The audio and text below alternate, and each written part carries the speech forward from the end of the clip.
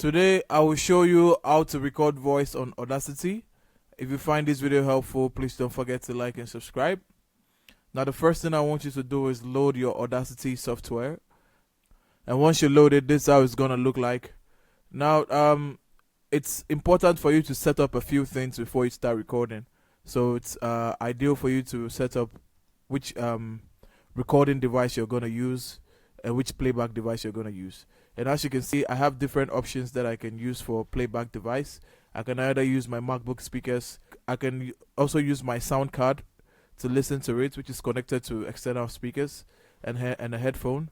I can use the USB audio, and I can use the multiple screens that I have. But the most important thing for recording a voice is to choose the recording device that you want to use. Now this is a sound card that has a microphone connected to it, but the microphone that I'm using is this same microphone that I'm using to record the tutorial. So I'm gonna use a different microphone instead. This is not very clear, so I'm gonna use this one instead. That's my phone's microphone, and once I put that, I'm just gonna come back here and I'm gonna click on record.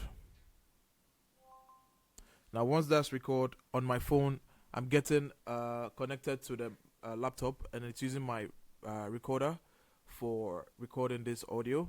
And as you can see, it's recording. You can see the wavelength is recording, and after you're done, you're gonna press stop, and I'm gonna play just this audio now. Now once that's record on my phone, I'm getting connected to the laptop. You can hear my voice on the background recorder for recording this audio.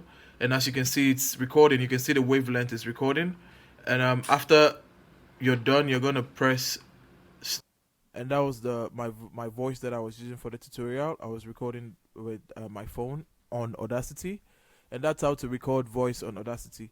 If you find this video helpful, please don't forget to like and subscribe. Until the next one, see ya.